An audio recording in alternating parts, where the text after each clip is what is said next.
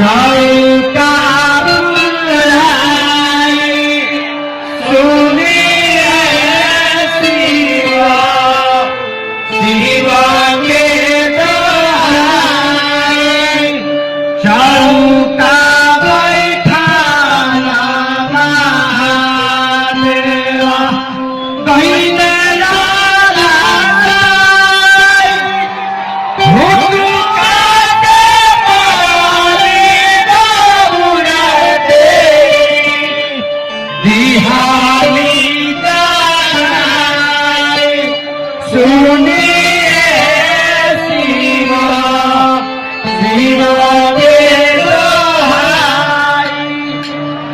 जय हो माई बहनी जय हो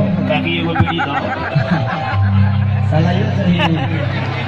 लाइटर से धरा ले मौसी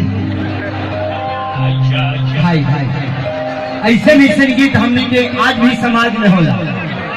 आज भी हमने के माता बहन बेटी जब मंदिर में जाली तो बड़ा खूबसूरत एगो गीत गावे मिया के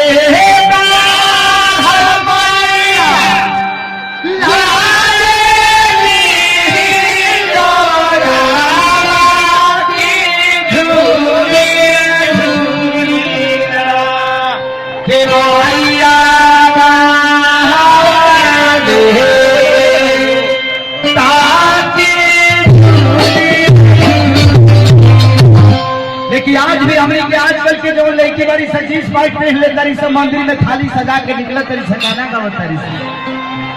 कि ये दिल आशिक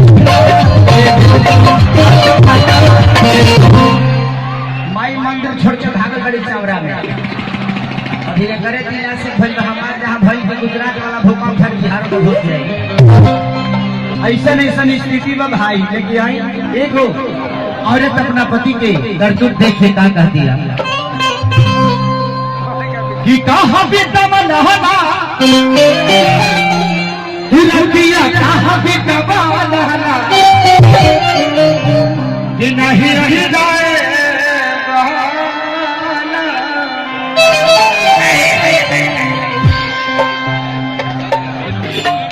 और ये कहती है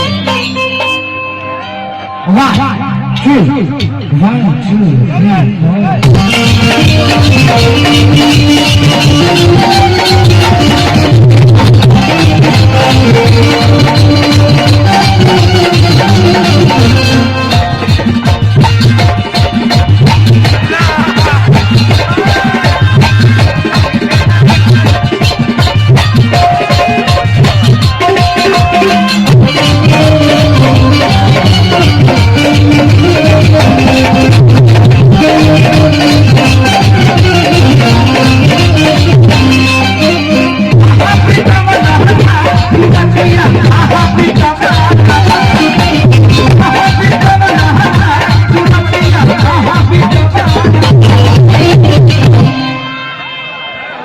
2 शुद्धि कहिला तमाही के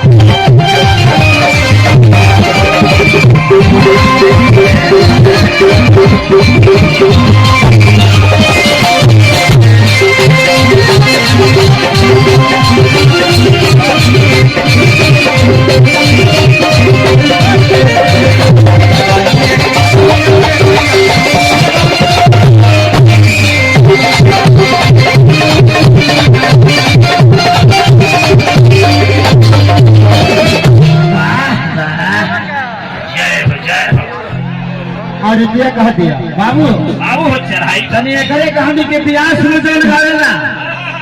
जब हमने यहाँ पे कमला बाबा आई कौना के सिस्टम के गिरल बने हर सिस्टम हो तो काहे कैसन के घंटे के नीचे गिर जाता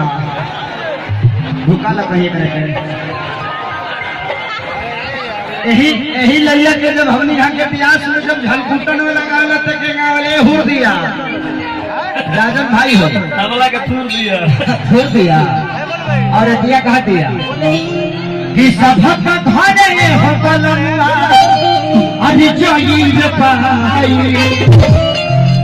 अभी एक बार भाई जमा फिल्म के नाम पर डमरू कैसे सब भाई कर लोग अच्छा लागल कि ना लव यू। आप लोग को अगर ऐसी अश्लीलता से अलग एक फिल्म रिलीज हुई है जिसका नाम डमरू है, जो अश्लीलता की एक पहचान बन चुकी है भोजपुरी लोग कहते हैं कि सिर्फ अश्लीलता चलता है। आप लोगों ने डमरू को बहुत बड़ा ओपनिंग दिया, उसके लिए दिल से थैंक यू, लव यू। और क्या कहा दिया आप अनुराग कि सभा का